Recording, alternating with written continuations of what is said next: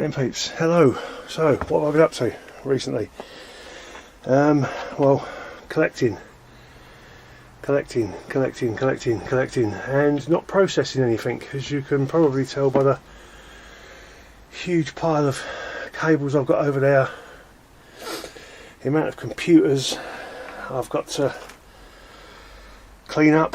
I had a phone call from, I had a text message actually from one of my local pickups. He was clearing out his PC repair unit, and so I picked up this lot. There's nothing really special in there, there's a few oddities. There's these, if you can see that handle on top of that, they're fruit machine PCs. Nothing particularly special about them, they're just a motherboard in there, a few PCI cards and a power brick at the top. But we'll go through one, I'll strip one down, give it a video of its own. I've got boxes of bits and pieces over there I've got to go through. There's a Dell there, there's some more of those. There's a boiler there I picked up. It's one of these modern cheap crappy boilers. There's a few bits of brass in there. What I did pick up the other day was a bit of an old school boiler. It's a combi boiler, does central heating and hot water. I'm hoping inside that cover there'll be a lead washed rad. Picked up a load of batteries from a disability scooter store I clear. I'm going to strip this down today, see if I can get some room in my van, because I've got an hospital run tomorrow. I need to get a wheelchair in the back.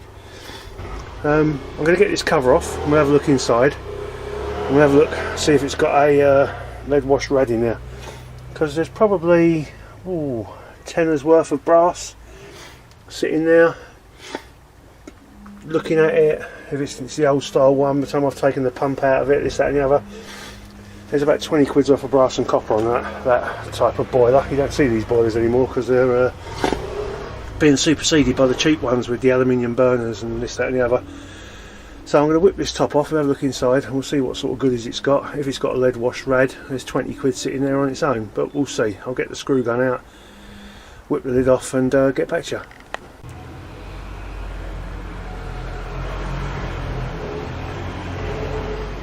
Right, well then, there's the screws taken out of it. We'll get the cover off.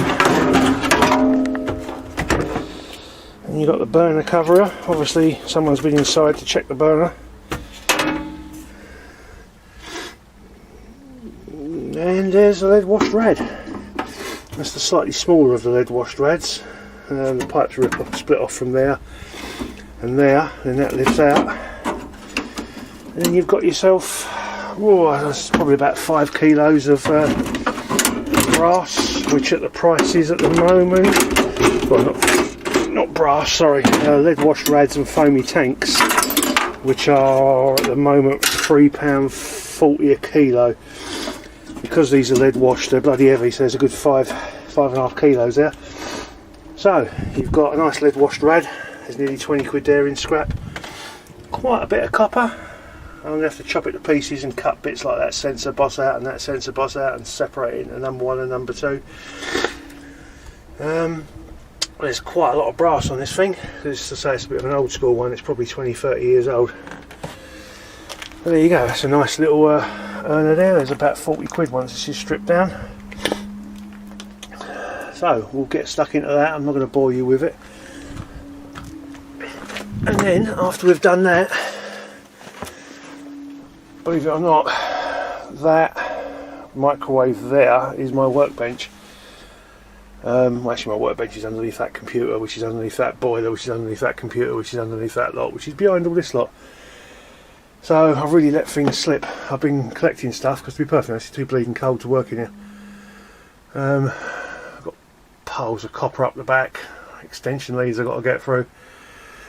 Loads of stuff. I've really got to get my finger out so I can actually get back in my garage. If I step back a bit, as you'll see, exactly what with bits of wood for the ambulance and ambulance cabinets scattered everywhere, and a workbench so I can work on cars out in front of my garage, and there's back seats out of my van which normally sit in there. I'm running out of space, so once again I've backed myself into a corner and I've got to get my finger out. So I'm going to get stuck into some of this and let you know how I get on. I'll have all the brass out of this boiler and we'll see how much is actually there. I won't bother weighing it up because I've done it all before, but look, just look at the size of that big lump of brass down there, that valve down there, and all the other valves that are upside down over there. I don't know if you can see them, I'm not sure if I'm looking at them properly. I haven't got the screen turned, but there you go. All them brass valves under there, that big brass valve under there. You can see a bloody great big lump of it there, and the back sides of the valves. There's going to be 10's worth of brass there, and there's probably, I don't know, 5's worth of copper. So you're looking at 35-40 quid. Not bad for just a single boiler. You've got the motor out of there, which will have some windings in it, not many. You've got that motor there, which has quite a few windings in it. And then I'll just fill it up with scrap and leave it out from a scrap man. Right then peeps, let's get this stripped out. I'll get back to you in a bit. It's alright.